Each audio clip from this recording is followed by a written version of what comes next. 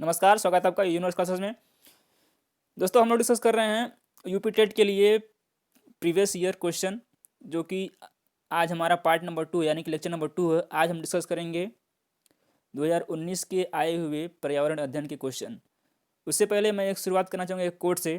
कह दो आसमान से अपना कद और बढ़ाएं, तूफानों से कह दो और जोर लगाएं, दिल में जीत की आग भड़क चुकी है, किस्मत से कह दो कि अब रास्ता रोक कर दिखाएं।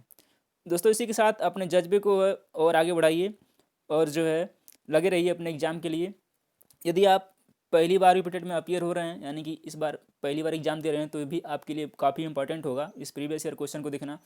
और यदि आप पहले से क्वालिफाई हैं और अपने स्कोर को और बढ़ाना चाहते हैं तो तब तो आपके लिए सोने पे सुहागा है।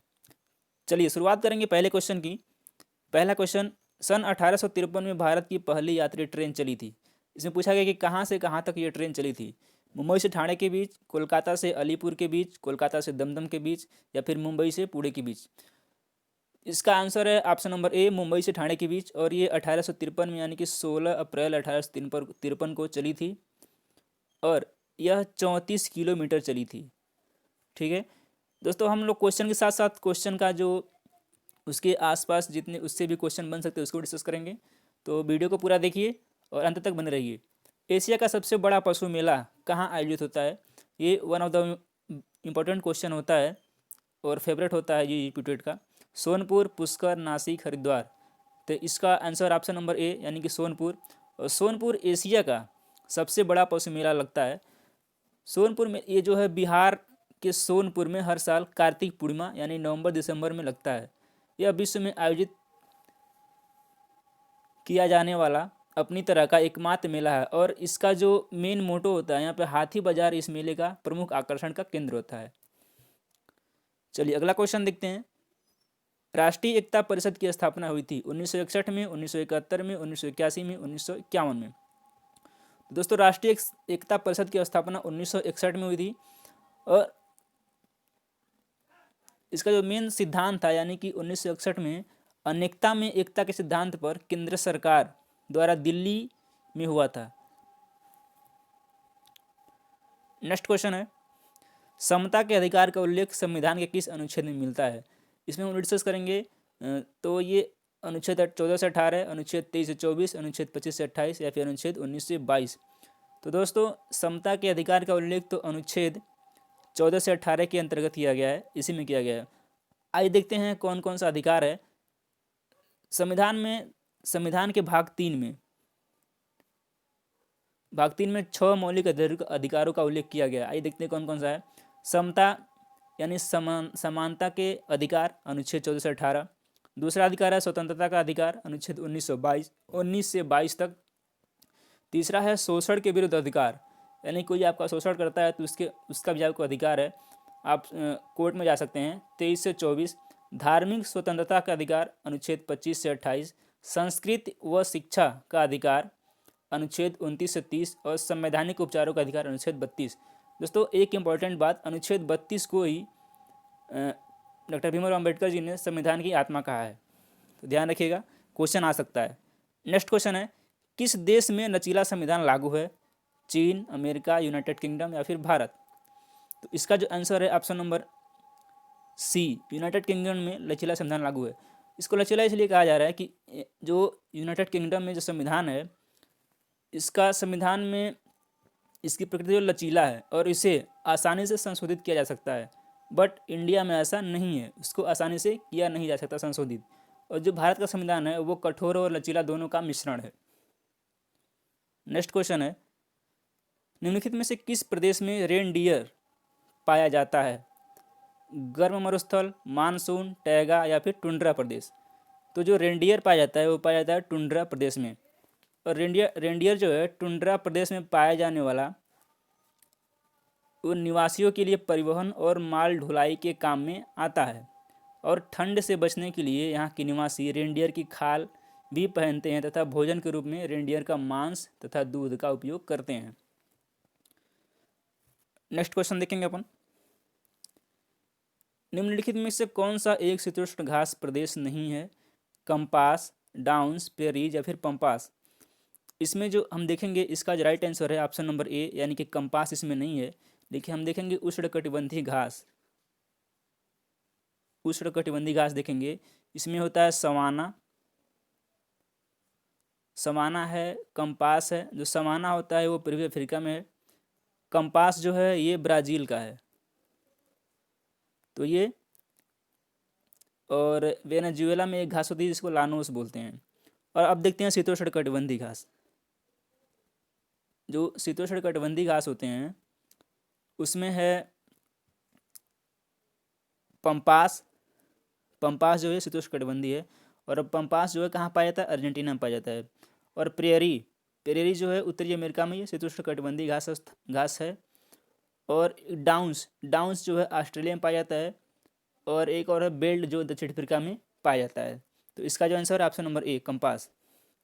नेक्स्ट क्वेश्चन है, जनसंख्या के आकार के अनुसार बृहत्तम महाद्वीप है, यानी जनसंख्या की दृष्टि से सबसे बड़ा महाद्वीप कौन सा है?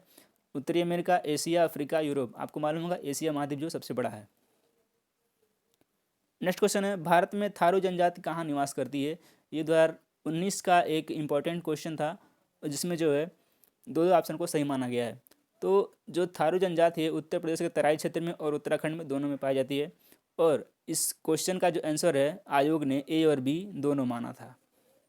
ठीक है, नेक्स्ट क्वेश्चन है, भिलाई इस्पात संयंत्र स्थित है। भिलाई इस्पात संयंत्र कहाँ स्थित है?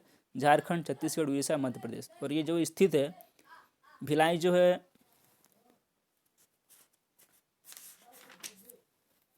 छत्तीसगढ़ में स्थित है। और यहाँ पे क्या बनाता है, यह भारत का पहला इस्पात उत्पादक संयंत्र है तथा यहाँ पे रेलों का उत्पादन किया जाता है। इसकी स्थापना सोवियत संघ की सहायता से 1955 में की गई थी। 1955 में इसकी स्थापना की गई थी सोवियत संघ की सहायता से। नेक्स्ट क्वेश्चन है, भारत में महिलाओं के लिए आरक्षण की व्यवस्था कहाँ है? विधानसभा में है? नहीं। मंत्रिमंडल में? नहीं। पंचायती राज संस्था में? नहीं। लोकसभा में? नहीं। जी हाँ, इसका जो व्यवस्था है वो पंचायती राज संस्थाओं में किया गया है। नेक्स्ट क्वेश्चन, किसी राज्य के राज्यपाल की नियुक्ति के लिए कम से कम क्या उम्र होनी चाहिए? 45 वर्ष, 50 वर्ष, 30 वर्ष या फिर 35 वर्ष। तो इसका जो आंसर है ऑप्शन नंबर डी, यानी कि 35 वर्ष इसकी आयु होनी चाहिए और भारत का नागरिक हो। और इसकी नियुक्ति जो होती है राष्ट्रपति द्वारा नहीं होती है, राष्ट्रपति के द्वारा मुहर लगा हुआ पत्र के अनुसार इसकी नियुक्ति होती है। नेक्स्ट क्वेश्चन है, सूची एक को सूची दो से सुमेल करते हुए सही कूट का चयन करें। भारतीय संघ, यानी भारतीय संघ का जो प्रमुख होता है वो कौन है? तो भारतीय संघ जो है प्रधानमंत्री। राज्य का प्रमुख कौन होता है? तो राज्यपाल होता है। और नगर निगम का प्रमुख कौन होता है? मेयर होता है। और ग्राम पंचायत का प्रमुख सरपंच होता है। नेक्स्ट क्वेश्चन है, अनुच्छेद 356 का प्रथम प्रयोग कब और कहाँ हुआ था? केरल में 1959, जम्मू कश्मीर 1956, मध्य प्रदेश 1957 या फिर बिहार 1958। तो अनुच्छेद 356 का जो प्रथम प्रयोग हुआ था वो हुआ था केरल में 1959 में। नेक्स्ट क्वेश्चन, नगर निगम द्वारा कौन सा कर लगाया जा सकता है? गृह कर, चुंगी कर, उपरोक्त सभी या फिर मनोरंजन कर। तो नगर निगम द्वारा सभी कर लगाया जा सकता है। Option number C will be right answer of this question. Next question, संसार का सर्वाधिक समस्याकारी जलीय खरपतवार जिसे बंगाल का आतंक भी कहते हैं वह है? पारिथीनियम हिस्टेरोफोरस, कांग्रेस घास इसे बोलते हैं। इकोर्निया क्रासिपस, जलकुंभी। सिनोडोन डेक्टाइलोन, दूब घास या फिर लेटाना कैमरा। तो इसका जो राइट आंसर है ऑप्शन नंबर बी, यानी कि एकोर्निया क्रासिपस जलकुंभी को बोलते हैं। और यह पानी में तैरने वाला एक समस्याकारी तेजी से फैलने वाला जलीय खरपतवार है। यह पौधा रुके हुए जल में सर्वाधिक वृद्धि करता है, जो जल से ऑक्सीजन खींच लेता है, जिसके परिणाम स्वरूप मछलियाँ मर जाती हैं। जलकुंभी सबसे पहले भारत में बंगाल में अपने खूबसूरत फूलों और पत्तियों के कारण लाया गया था। भारत में इसे बंगाल का आतंक कहते हैं, टेरर ऑफ बंगाल कहा जाता है, ध्यान रखिएगा। नेक्स्ट क्वेश्चन है, वायरस के अजैविक होने का लक्षण है? इसमें प्रोटीन नहीं पाया जाता, यह प्रजनन नहीं कर सकता, इसको क्रिस्टल के रूप में परिवर्तित किया जा सकता है, या फिर इसमें वंशानुगत सामग्री नहीं पाई जाती है। तो इसका जो राइट आंसर है ऑप्शन नंबर सी, इसको क्रिस्टल के रूप में परिवर्तित किया जा सकता है। नेक्स्ट क्वेश्चन है, पादप हार्मोन जो फलों को पकाने में सहायता करता है कौन सा है? जिब्रेलिन, साइटोकिनिन, इथाइलिन या फिर ऑक्सिन? तो ये है इथाइलिन, जो फलों को पकाने में सहायता करता है। इथाइलिन ये जो है गैसीय अवस्था में पाया जाने वाला पादप हार्मोन है। इस हार्मोन का निर्माण पौधे के प्रत्येक भाग में होता है। यह हार्मोन कच्चे फलों को पकाने में सहायता करता है। नेक्स्ट क्वेश्चन है, स्वतंत्र रूप से भूमि में रहने वाला अवायवी जीवाणु जिसमें नाइट्रोजन स्थिरीकरण की क्षमता होती है कौन सा है? यानी कि राइजोबियम, क्लास्ट्रीडियम, विब्रियो या फिर एजोवेक्टर? तो इसका जो राइट आंसर है ऑप्शन नंबर बी, क्लास्ट्रीडियम है। क्लास्ट्रीडियम एक ग्राम पॉजिटिव राड के आकार का बैक्टीरिया है। यह स्वतंत्र रूप से भूमि में रहने वाला अवायवी जीवाणु है जिसमें नाइट्रोजन स्थिरीकरण यानी कि नाइट्रोजन फिक्सेशन की क्षमता होती है। यह जीवाणु वायुमंडलीय नाइट्रोजन को नाइट्रोजनी यौगिक जैसे नाइट्रेट में बदल देते हैं, जिसे पौधे आसानी से ग्रहण कर लेते हैं। नेक्स्ट क्वेश्चन है, किस प्रकार का डीएनए कोशिका में समान रूप से पाया जाता है? C DNA, B DNA, Z DNA या फिर ए डीएनए? तो जो कोशिका में सामान्य रूप से पाया जाता है वो होता है बी डीएनए। और वाटसन एंड क्रिक ने जिस डीएनए अणु की संरचना का प्रतिरूप प्रस्तुत किया था उसे अब बी डीएनए कहते हैं। बी डीएनए सभी कोशिकाओं में समान रूप से पाया जाता है। नेक्स्ट क्वेश्चन है, निम्न में से कौन सा अचल जीव का उदाहरण है? लीच, काइटेन, इनकस या फिर यूप्लेक्टेला? तो जो अचल जीव का उदाहरण है वो है ऑप्शन नंबर डी, यूप्लेक्टेला। यूप्लेक्टेला पेरिफेरा संघ का एक जंतु है। यह अचल जीव है जो चलने में सक्षम नहीं होते हैं तथा किसी दृढ़ आकार से चिपके रहते हैं। इसे वीनस की फूलों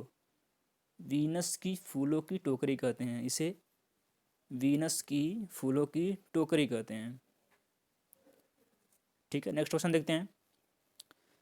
प्रोटीन अणुओं की इकाई है वसा अम्ल, अमीनो अम्ल, विटामिन या फिर ग्लूकोज? तो प्रोटीन अणु की जो इकाई है वो है अमीनो अम्ल। अमीनो अम्ल के प्रोटीनों के निर्माण की इकाई होती है, यानी अमीनो जो अम्ल है प्रोटीन निर्माण की इकाई है। प्रोटीनों में अमीनो अम्ल पेप्टाइड बंधों द्वारा एक दूसरे से जुड़े होते हैं। लगभग 20 एमिनो अम्ल जो 20 एमिनो अम्ल होते हैं प्रायः सभी प्रोटीनों में पाए जाते हैं। नेक्स्ट क्वेश्चन देखेंगे, निम्न में से कौन सा अंगक पादप कोशिका में अनुपस्थित होता है? लवक, रिक्तिकाएं, तारका या फिर सेलुलोज कोशिका भित्ति? तो इसका जो राइट आंसर है ऑप्शन नंबर सी, तारकाएं। नेक्स्ट क्वेश्चन देखेंगे, मनुष्य के शरीर की सबसे बड़ी ग्रंथि है पीयूष ग्रंथ, यकृत, अग्नाशय या फिर अधिवृक्क ग्रंथ? दोस्तों ये है ऑप्शन नंबर बी, यकृत। और यकृत को ही लीवर बोलते हैं। और जो दूसरी सबसे बड़ी ग्रंथि होती है वो है पैंक्रियाज यानी कि अग्नाशय होती है। नेक्स्ट क्वेश्चन देखते हैं, उत्तर प्रदेश का राजकीय पक्षी यानी राज्य पक्षी लिखा है राजकीय पक्षी है कौन सा है? मोर, गौरैया, तोता या फिर सारस क्रेन? ऑप्शन नंबर डी यानी कि सारस क्रेन आपको मालूम होगा।